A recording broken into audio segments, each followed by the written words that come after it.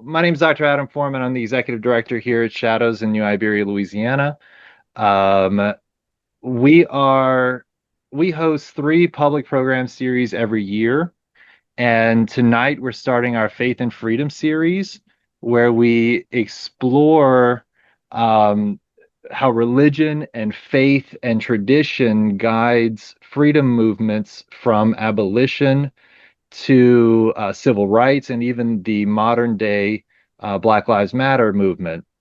In June, we're hosting the Faith and Freedom Symposium with keynote speaker Dr. Cody Roberts of Louisiana State University. In July, we're welcoming Kenneth Hoffman from the Museum of the Southern Jewish Experience to explore the role of Southern Jewish communities during civil rights. And if you can't make it in person, all of our programs are broadcast live via Zoom. They're archived on YouTube. And for more information, you can visit us at shadows-on-the-teche.org. The Faith and Freedom series is supported by the State of Louisiana and the Louisiana Endowment for the Humanities.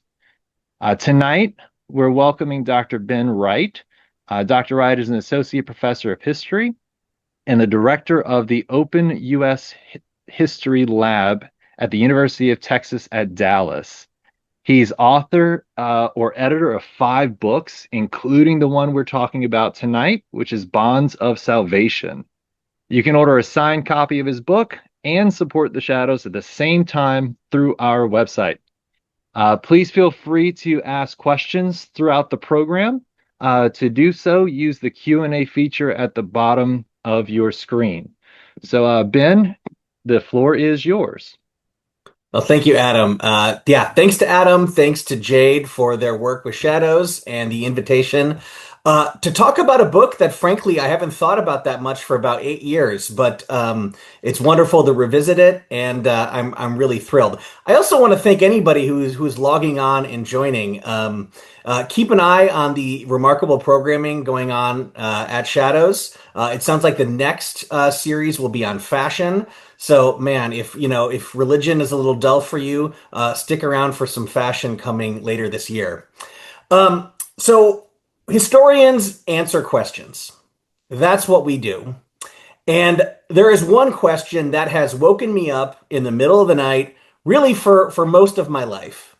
And that question is, how has Christianity shaped the way that Americans understand and respond to racial injustice? So if that's a question that you're preoccupied by, obviously American slavery is something that you have to consider and address.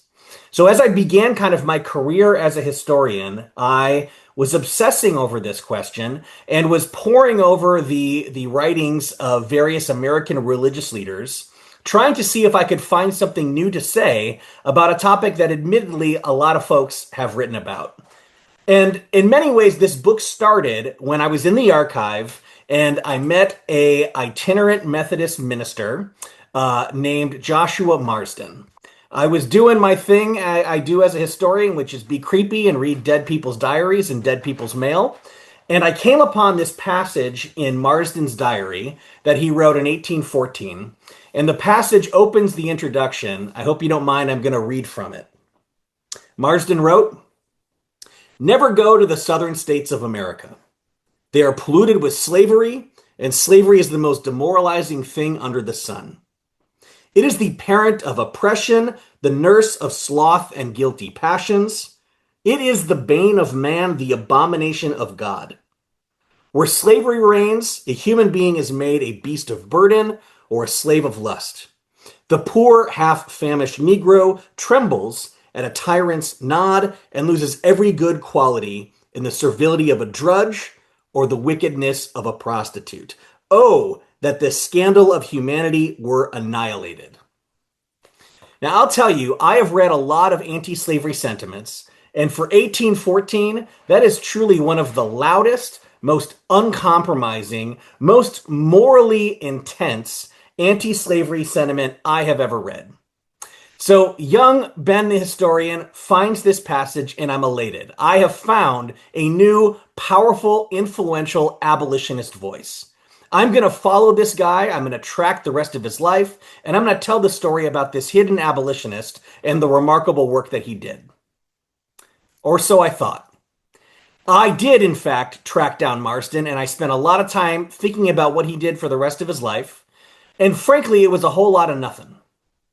Joshua Marsden never penned an anti slavery essay. He never signed an anti slavery petition. He never joined an anti slavery society. He did nothing. Despite this earnest and impassioned claim about slavery's evilness and his yearning for it to be annihilated, he took no action. And I got even more frustrated when I found more folks like Marsden who would privately write these anti slavery sentiments but then take no action. How could this be? That is in some ways the guiding question that drove this project. Well, a couple of days later, after Marsden wrote this in his diary, he was writing a letter to kind of the coordinator of the Methodist missionary movement throughout the kind of Atlantic world, a guy by the name of Thomas Coke. And in writing to Coke, he ends the letter by suggesting that when history is written and folks consider the legacy of Thomas Coke, that his name will, quote, be recorded alongside those of Wilberforce and Clarkson. Now, if you happen to know anything about abolitionism, William Wilberforce and Thomas Clarkson are two of the most influential and famous abolitionists really in the world. And Marsden thought that this guy, who's really just coordinating missionaries, would be remembered as an abolitionist alongside of Wilberforce and Clarkson. How can that be? This led me to uncover an ideology that I think is essential to understanding the relationship between how American Christians understood slavery and, in fact, really understood their world in general and the way that you make things better. It's an ideology that I call conversionism. It's one that looks to heaven to change the situation of life on earth. It's a system that believes that it is God's actions, not human actions, that will most eradicate the evils of the world. Now, conversionism depended first on a belief in improvement. And we see this belief that the world is getting better amongst folks of very different religious opinions. I'm going to show you two influential religious thinkers of the late 18th century that frankly hated each other. The guy on the left here is Timothy Dwight. He was a conservative theologian, later became president of Yale. And the guy at the right was an English, really almost proto-atheist, free thinker, rationalist by the name of Richard Price. I'm going to read two quotes from them and see if you can notice the difference. And Timothy Dwight wrote in 1781, "It is the tendency of human affairs to be constantly progressive toward what may be termed natural perfection." Just a few years later, Richard Price wrote, "The world has hitherto been gradually improving. Such are the nature of things that this progress must continue." These guys who agreed on about nothing agreed that the world was getting better and that it would continue to get better progressively and, in fact, inevitably. So this belief that the world was getting better and would continue to get better is going to be really consequential in how people of faith thought about anti-slavery and abolition. Let me give you some examples about how this kind of conversionist ideology was then applied to the problem of slavery. In 1783, Ezra Stiles was giving a kind of a public speech about the rise of conversions that he was seeing in North America. And he wrote that because of these conversions, quote, "an unrighteous slavery may at length, in God's good providence, be abolished." He is saying that it is because the expansion of conversions is happening, that because of that, in God's providence, slavery will be abolished. It's important to note, though, when will it happen? In God's providence is his answer. So what then should Christians do if they want to see slavery be abolished? Well, John Blair Smith addressed the Northern Missionary Society in 1797, And he proclaimed that it's the expansion of conversions that would ensure that the order and happiness of creation be best secured. He repeated this again and again, calling his audience to aid the missionary society in their efforts to, quote, obtain the increase and stability of the Redeemer's kingdom. Namely, that what Christians need to do is see salvation expand. They need to have more conversions. When that would happen, Smith says, social reform is inevitable. It was the surest, in fact, the only route to a godly social order that included the eradication of slavery. Now, after Smith gave this address, some of the people that were there were impressed and they asked him, "Can we have your permission to reprint it?" And he said no. He said no because he thought that these ideas were, in his words, so familiar and common, and he kind of worried that no one would benefit from common topics and arguments. What's interesting, though, is that what was so common for Smith and for people of this era is kind of surprising and radical and strange for us. A belief that the best way to fix the world's problems is just to get more Christians. Now, of course, not everybody agreed with this. In fact, the most important folks that rejected this idea of a kind of passive dependence upon conversion were Black Christians. Black Christians were the most consistent opponents of conversionism, and they continued to press the issue through political organizing and through confrontation again and again.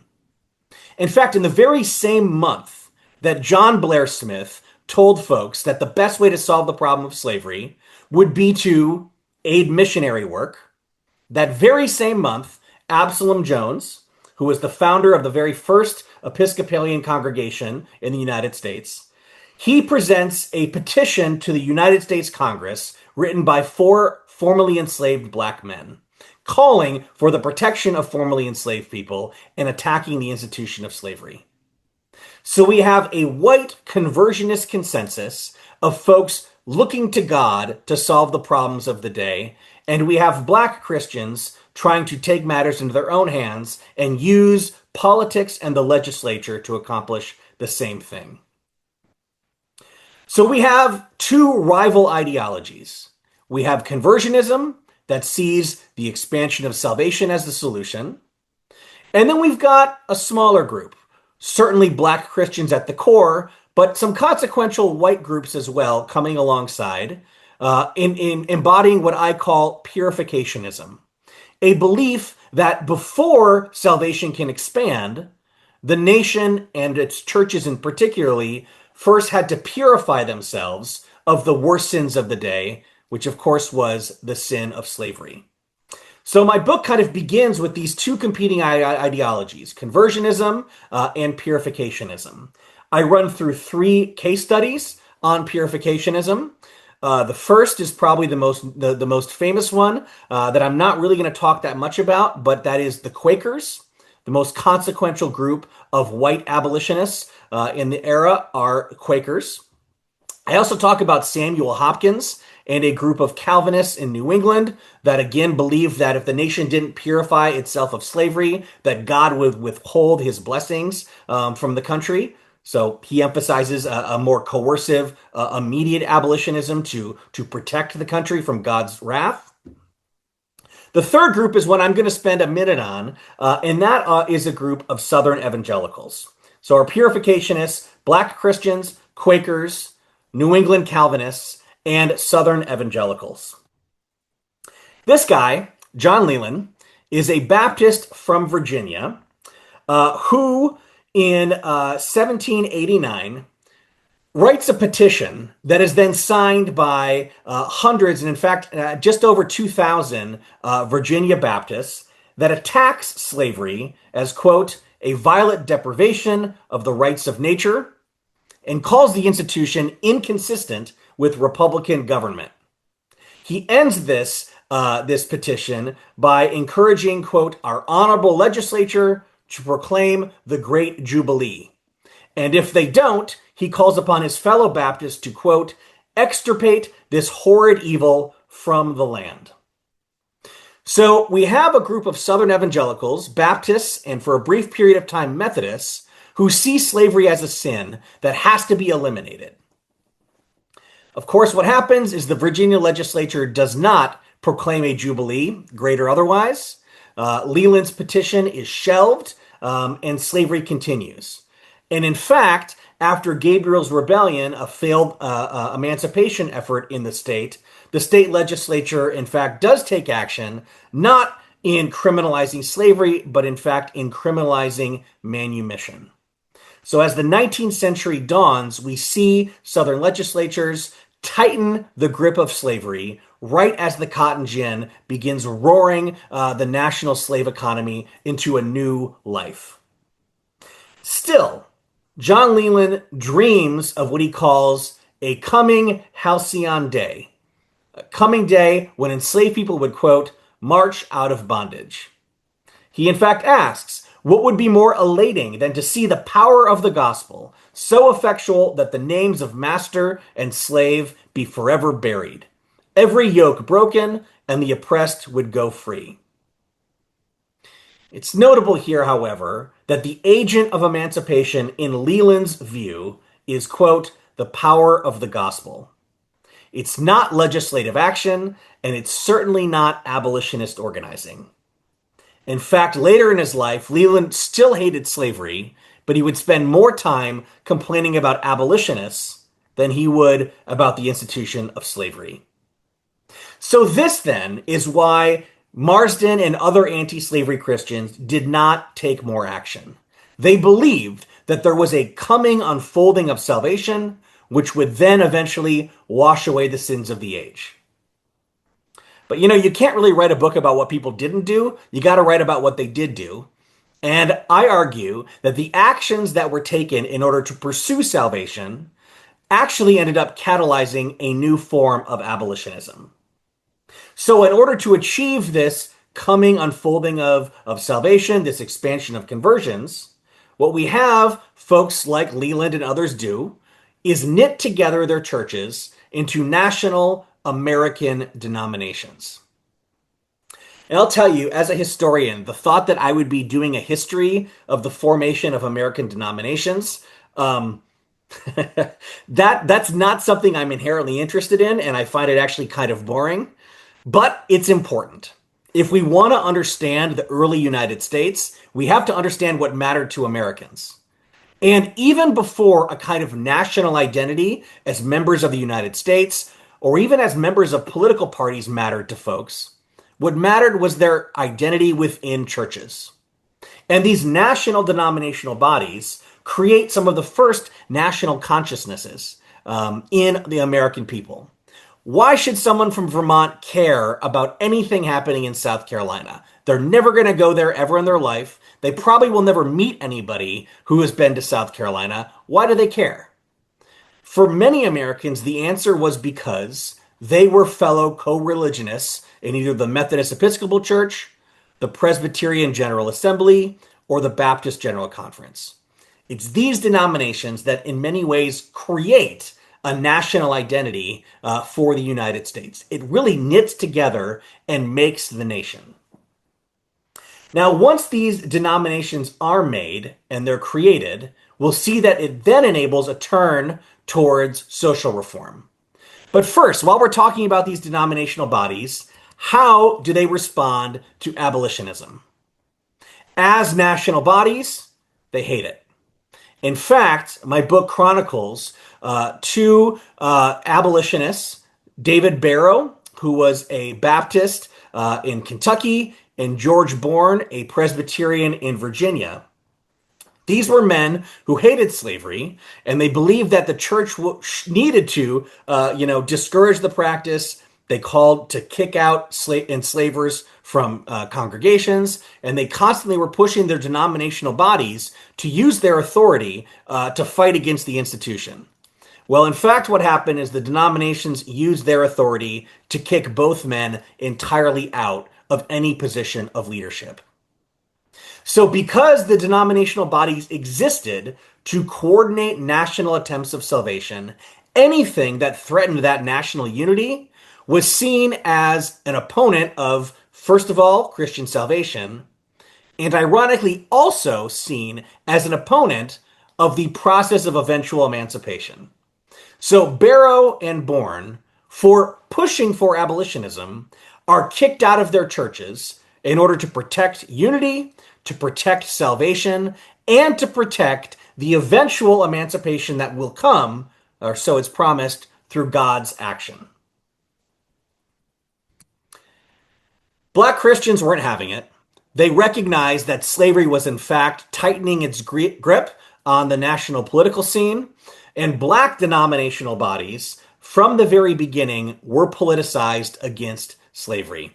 I already mentioned Absalom Jones, the influential Episcopalian. His fellow Philadelphian, Richard Allen, forms the African Methodist Episcopal Church, which really functions as a coordinating body for black Philadelphians, then black New Yorkers, black Baltimoreans, black folks in Charleston, all over the country.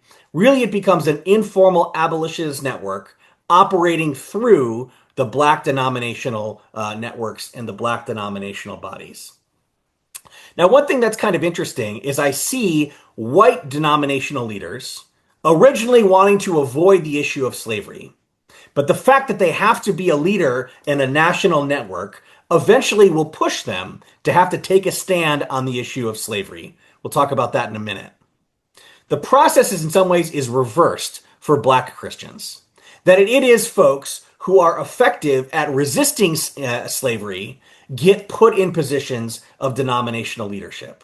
So abolitionism is at the core of what it means to be a black Christian in this period of the early U.S. history. I want to take a step back because to talk about what happens next, we have to go back to the American Revolution. In the American Revolution, Great Britain offers freedom to any enslaved person who runs to British lines. Thousands and thousands of black Americans escape slavery through this process. And after the war, Britain actually violates its own treaty promises by refusing to return these people to slavery and instead evacuates them out of the United States beyond the reach of their former enslavers who are trying to put them back into chains, and instead evacuates them to Nova Scotia, Canada. This happens in 1783. So thousands of formerly enslaved Americans are hiding out in Canada under the protection of the British Empire before Britain carries them across the ocean in 1792 to form a colony in Sierra Leone. Now, this process is being watched very closely by Americans, both white Americans and black Americans. In 1814, Paul Cuffey, who was a wealthy black merchant, also a very deeply pious Quaker, Cuffey organizes a trip for 38 black Americans who are fed up with American racism. They are no longer willing to live in a country that not only has slavery, but has various forms of racial oppression. And he brings 38 black Americans to go and live in what is being called the Province of Freedom, this community created by formerly enslaved Americans, first brought to Canada, then brought across the ocean. So after this happens, white religious leaders decide to copy the plan. They want to create what they see as a beachhead for sending missionaries and Christianity into the African continent, and they don't want to do it under the authority of Britain. They want to do it under the authority of the United States. So, just south of Sierra Leone, the American Colonization Society, an organization really led by Presbyterian ministers, creates a colony called Liberia. Several black Christians were pretty excited by this prospect. Daniel Coker, who was a Methodist minister in Baltimore, and Lot Carey, who was a Baptist minister in Richmond, Virginia, these two men uprooted themselves and they brought their families across the ocean to go and live in this new colonial project in West Africa. And we see other black religious leaders initially support the idea. Both Absalom Jones and Richard Allen thought that this could be a way for some black Americans to escape, racial oppression, a way that manumissions could occur and folks could be freed from slavery. But really most important for them was this might be a way to extend Christianity to Africa. So they organized a event where the Black Philadelphia community would gather at Richard Allen's church, Mother Bethel Church in Philadelphia, to discuss the colonization movement. And despite Absalom Jones and Richard Allen's openness and interest, Black Philadelphians said, absolutely not. The Black community in the United States was largely unequivocal in opposing this colonization movement. So this attempt to kind of, solve the problem of slavery with this kind of, impossible scheme of relocating Black Americans across the ocean is not going to play a major role in how our American Christians are going to respond to the problem of slavery. It will play a pretty key role in how both Black and white Americans will think about empire and will think about the conversion of indigenous people. But that's actually going to be my next book. We'll stay here on the question of slavery right now. So while we have a rejection of colonization, we have continuing oppressions of enslavement. In 1822, Denmark Vesey, a member of the African Methodist Episcopal Church, that's Richard Allen's denomination, who attended the church called Mother Emanuel Church in Charleston, South Carolina, organizes a slave rebellion. He is caught. He is killed, as are dozens of others who had something to do with, and many who had nothing to do with this conspiracy. And white Christians use this as an opportunity to take away the authority of Black Christians. We see the rise of a discourse after 1822 that says that Christianity must be in the hands of white Southerners.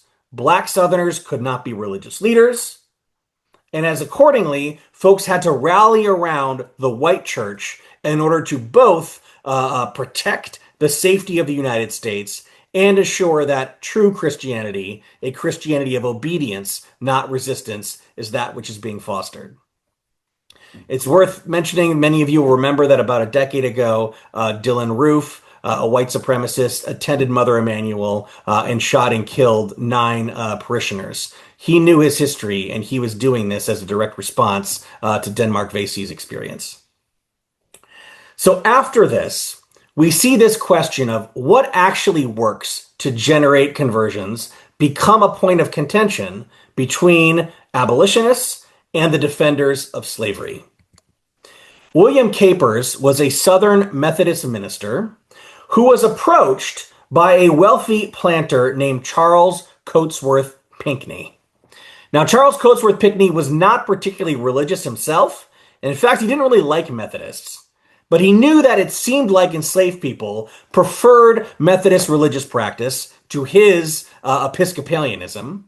So he asked William Capers if Capers would come and teach his enslaved people how to be more obedient.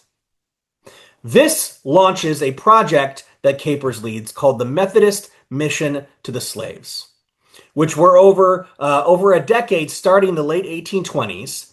Capers and other white Methodists would gain the approval of wealthy, powerful planters to evangelize and try to convert enslaved people into becoming Methodists and becoming Christians.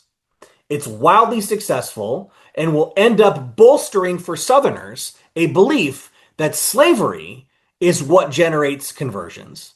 And if conversions solve the problems of the world, then slavery must be a good thing.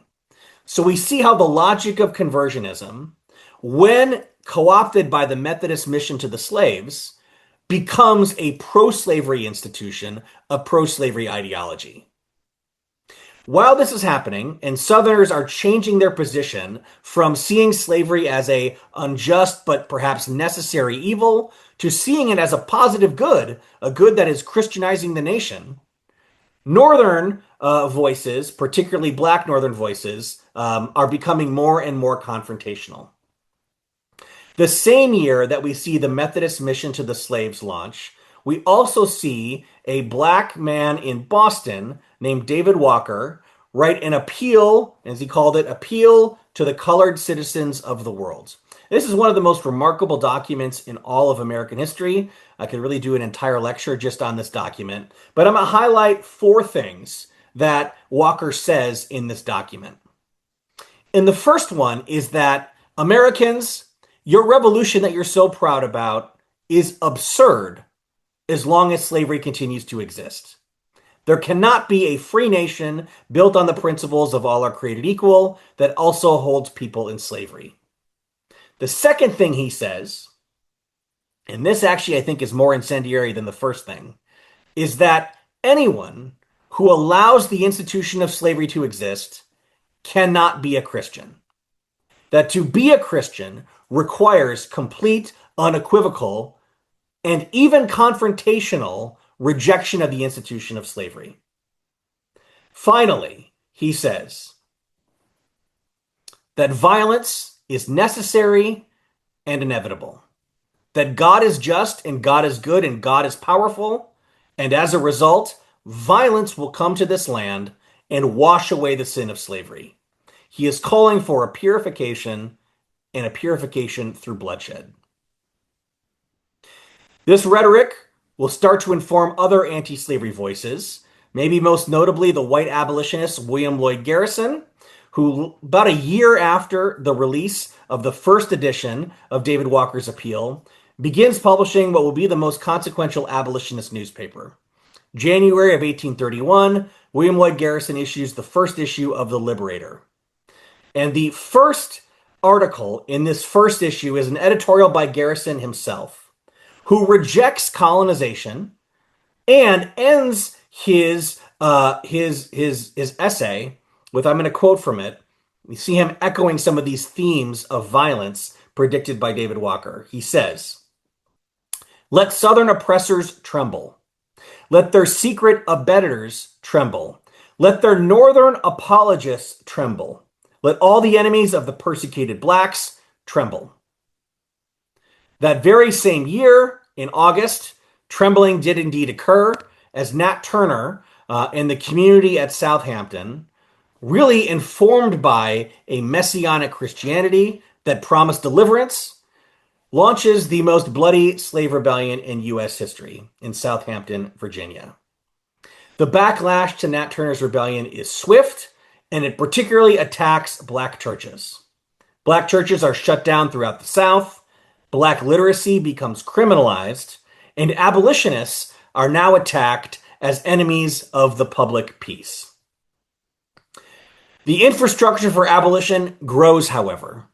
Black Christians in the North call for the formation of colored conventions, mirroring political conventions, an annual gathering where primarily religious and civic leaders can gather to organize for abolition.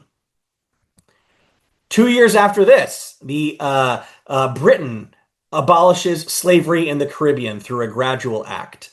This puts American abolitionists on their heels, as British activists are claiming the mantle of the freest nation in the world, a nation free of slavery and its empire. Americans are pushed to even greater kind of agitation. So we begin to see white Christians in the North and the South fighting against each other. Most historians pay attention primarily to a debate about how to read the Bible. Francis Wayland, then president of Brown University, and Richard Fuller, also a Baptist, both men are Baptists, in Charleston, South Carolina, exchange a series of letters that are reprinted and read fairly widely, where they argue about whether or not the Bible supports slavery or it opposes it.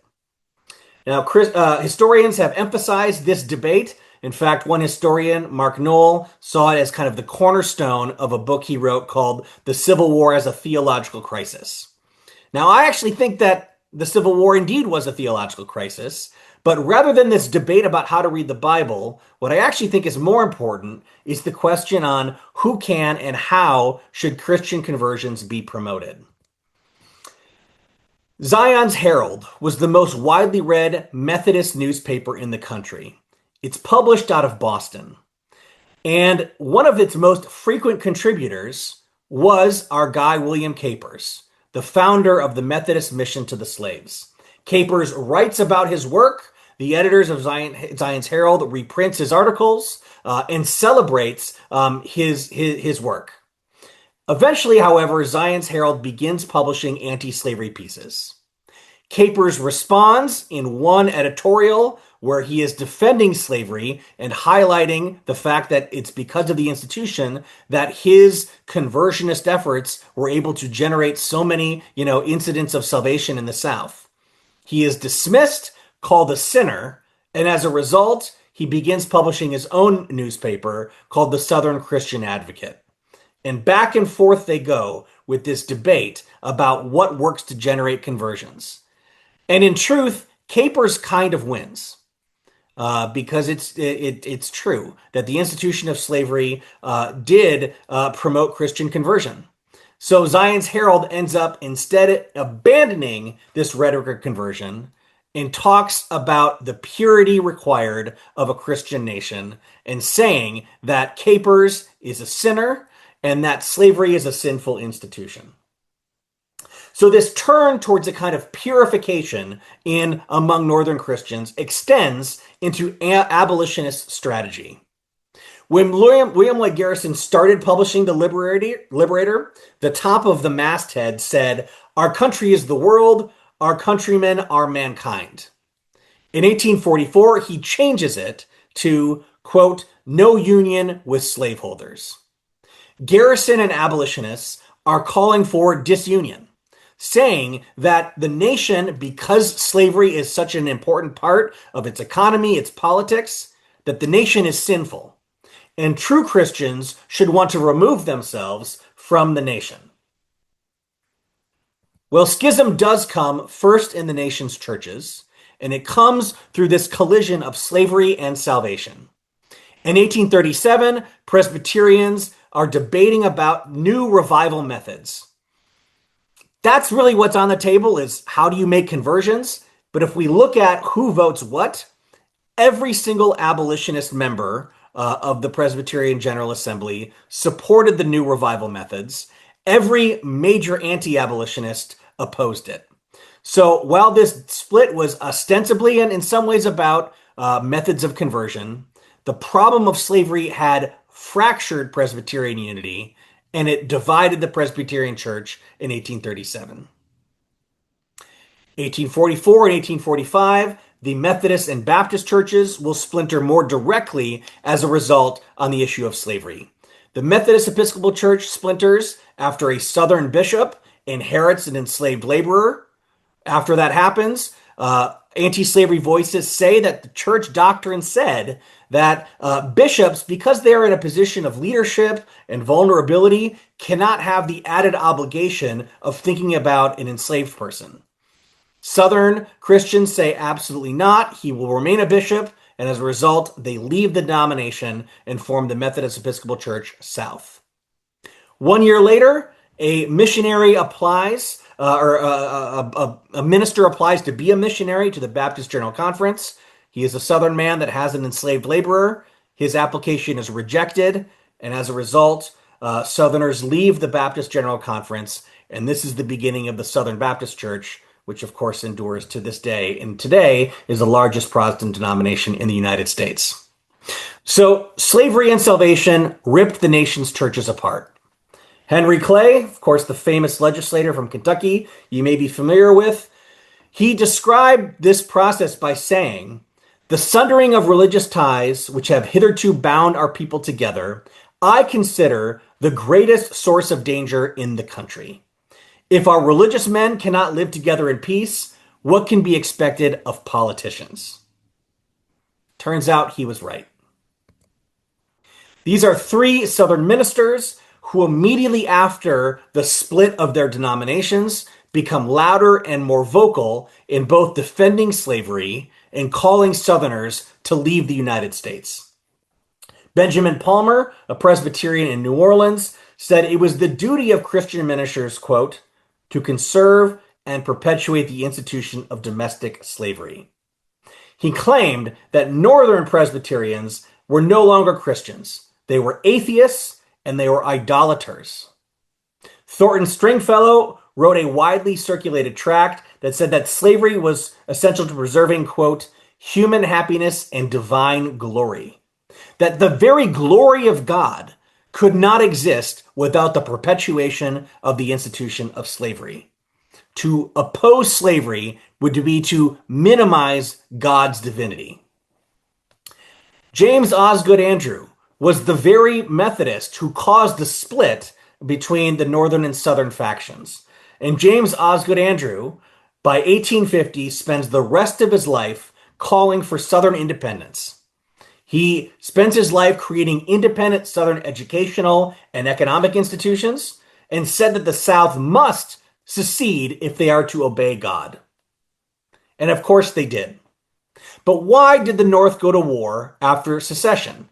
Here again, we have to think about these religious ideologies of purification and of conversion. Henry Bellows, a minister in New York City at All Souls Church, said very simply, quote, "We go to war to save order and to save civilization." Bellows and many Americans believed that the United States was destined by God as the agent of global salvation. And if the United States would fail, so too would God's divine plan. He says, if our country be Christ's true heritage, in assailing it, he is assailed. If God is assailed, it is the obligation of Christians to rally. Abraham Lincoln will use this theme of purification in his famous rhetoric. Every drop of blood drawn from the lash shall be paid by another drawn from the sword, claiming that a national bloodletting was called to purify of this sin. And yet he promised a kind of conversionist view of the future, saying that the war was creating, quote, a new birth of freedom, a new era of salvation, not just for the United States, but for all of the world. So, how does Christianity both inspire and limit abolitionism? First, by fostering an ideology of conversionism that looks to a kind of passive belief that God will erase the sins of the world if Christians would just focus on extending salvation. But to extend salvation, Christians have to create these national networks that will eventually push its leaders towards promoting social reform.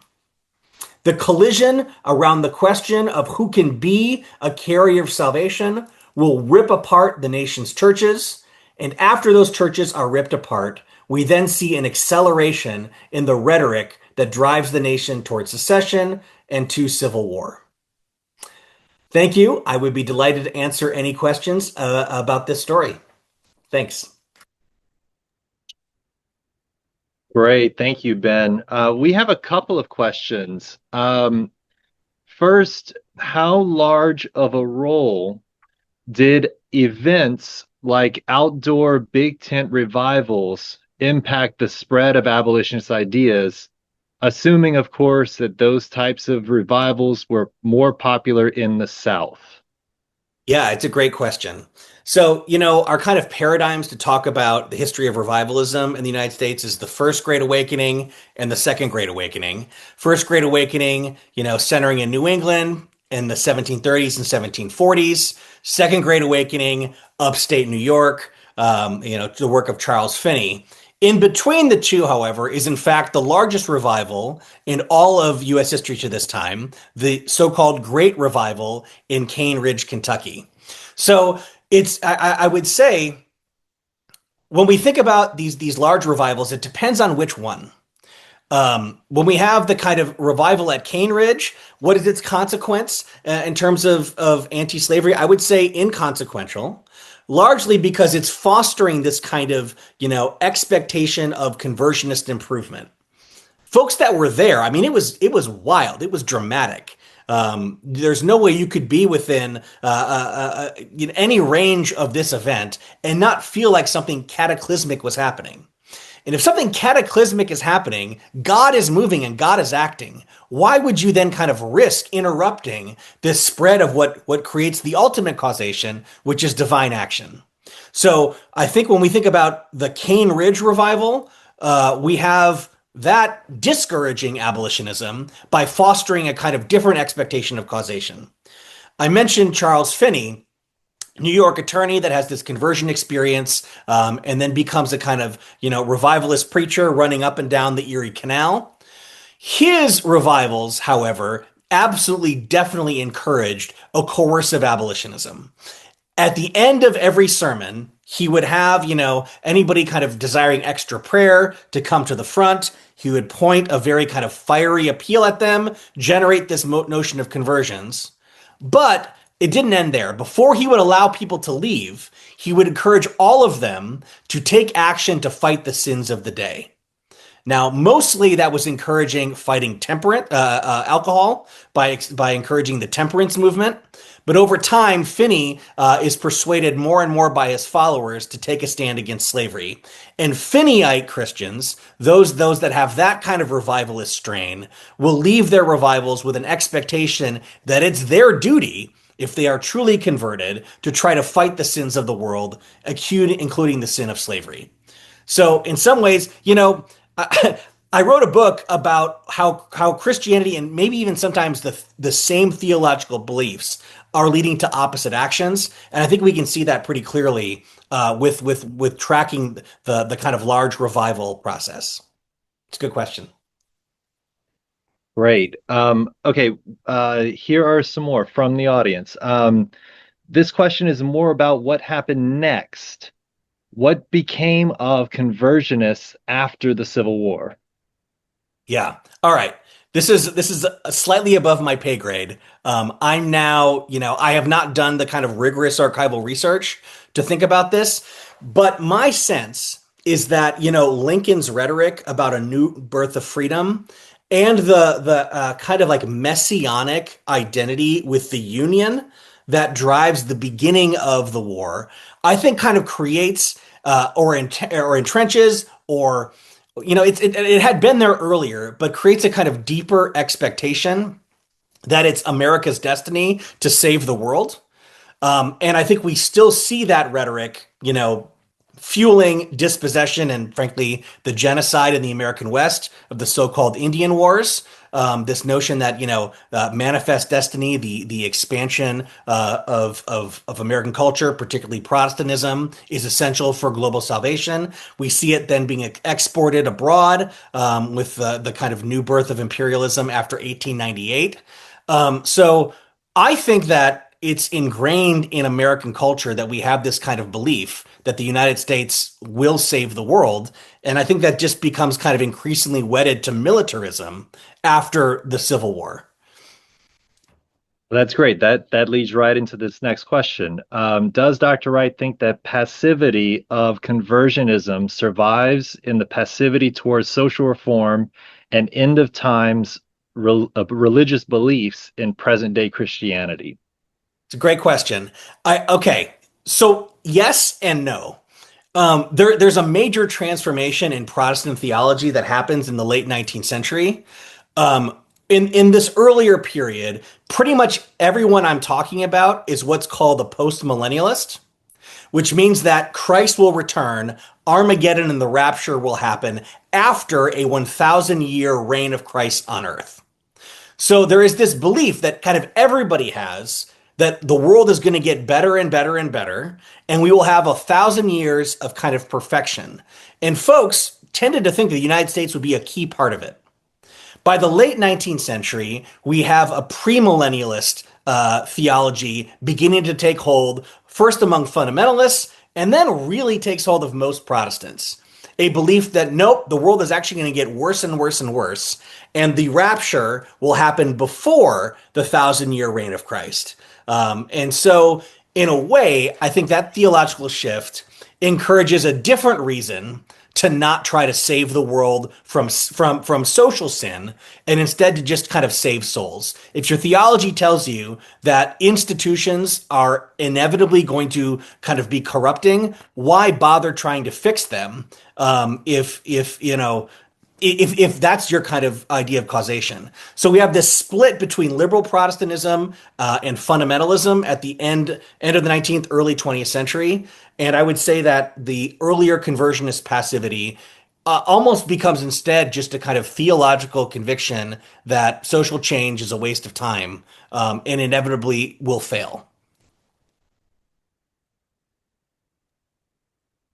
Okay, this next question has a long statement before it, and I sent it to you in your chat if you want the context. I'm just going to read the question. It's the question is, do you have a sense of how some Black church leaders may not have been abolitionists and why? But there's context to it, and I'm going to go ahead and answer this so that the rest of the audience can see the context as well.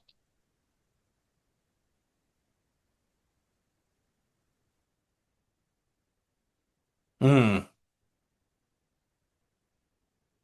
Yeah. Okay. First of all, not familiar with this incident, which happens in an 1851 convention. This is really interesting, and I would like to check it out.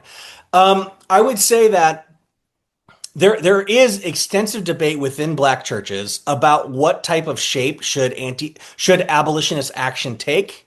Obviously, questions of direct confrontation are super controversial and divisive. We've got many Black religious leaders, rallying around, not just the Underground Railroad, but vigilance committees and actually encouraging physical protection of freedom seekers.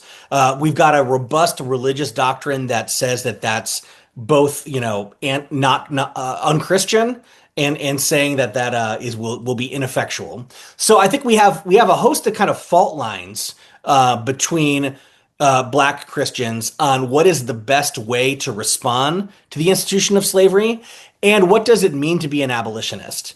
I think that also particularly accelerates after the Fugitive Slave Law in 1850, and the fact that this is in 1851 that might be kind of consequential. There is another push of emigrationist energies of Black religious leaders removing themselves and their congregations to Canada. Because after the Fugitive Slave Law of 1850, it makes kind of clear that no one is really safe. We've got, people being kidnapped frequently and brought into slavery. Some folks respond to that by saying we should fight physically. Some folks respond to that by saying we should leave the United States, that it's gone. It's been surrendered to the power of the slave power. And we've got other folks saying that we should stay and remain, not fight physically, but use other methods. And, folks will claim the abolitionist mantle for all of those, but in kind of micro communities, sometimes one faction will grab hold of that term, and will have those that are opposing it, therefore kind of oppose the term. I need to look into this more, and I want to, but there's maybe some possible suggestions what might be going on. Okay. I was raised under the ethos that eternity matters most. Mhm. This was used in a different context in order to spur me to evangelize when I didn't want to. However, while reading your book, I kept making connections in my mind to this ethos, to what you call conversionism. I think that maybe they're just looking for a comment here. Yes. Yeah. No, yeah. If you believe in an eternity of torment and you believe that there is any possibility that a human being could face an eternity of torment, what amount of temporary injustice and suffering and exploitation would not be irrelevant to the question of eternity? I think that we have to really reckon with that. I have a line in there that even, for the most impassioned abolitionist, if you truly believe in the possibility of an eternity of torment, the moans of a shackled enslaved person would pale before the wailings of a damned soul. So yeah, I think that you know, I I try to take seriously the beliefs of religious people, including the ones that I find kind of difficult or maybe even, that contradict my own faith. Um, and there's a kind of secularism of the academy that sometimes makes that difficult. So I had the exact same reaction too. Yeah.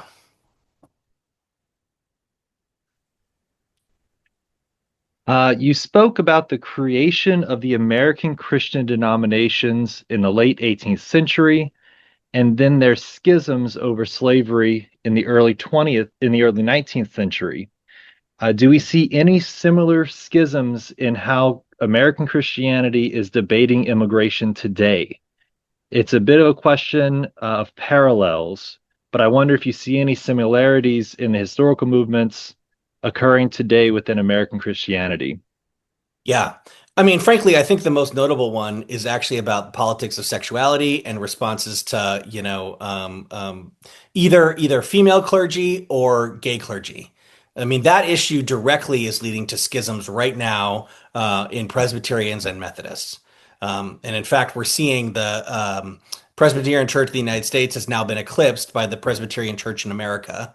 And one of the key drivers of that factor is that the PCUSA adopted a affirming part of their church doctrine, which meant that they affirmed the lifestyle choices of gay Presbyterians, and the Presbyterian Church of America has not. Yeah, I think American Christianity is always divisive. It's always fracturing. I mean, Baptist churches are fracture apart kind of left and right constantly. And within the Baptist context, we could maybe look at the conservative takeover of the denomination that started in the 1980s. I think maybe as almost an end of an era of frequent fracture because we have a kind of consolidation of resources and power that took place since then. So I think we could do it on a number of things. You mentioned immigration. That's a kind of interesting one.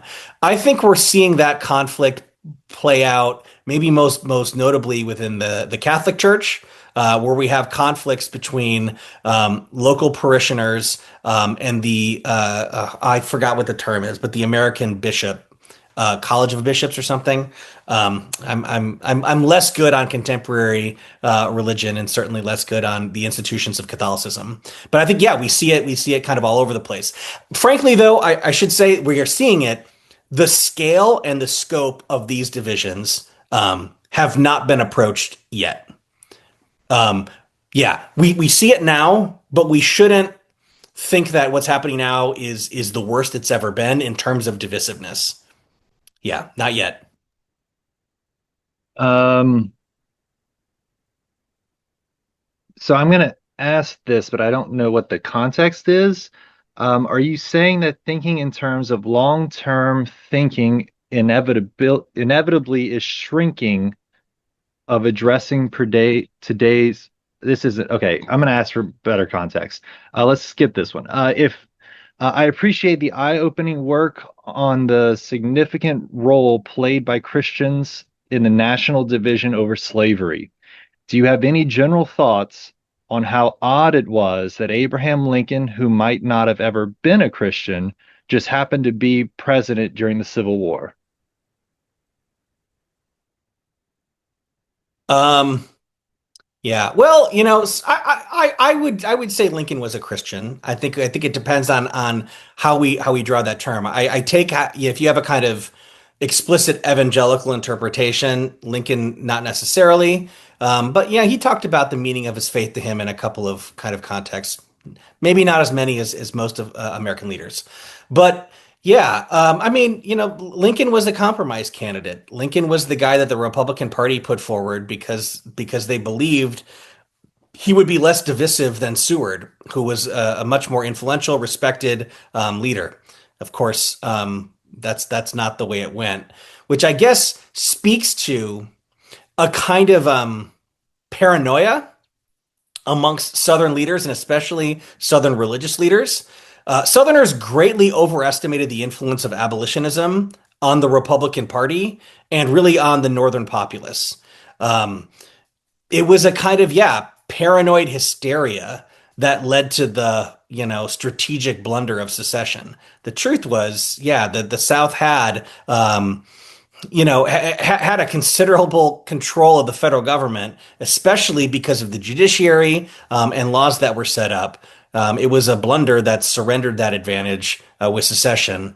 So I guess what I would say, yeah, maybe I'm not answering your question, but yeah, Lincoln as a compromise candidate, and that his kind of anti-slavery convictions really kind of came later. Especially his emancipatory instincts came later after the war began.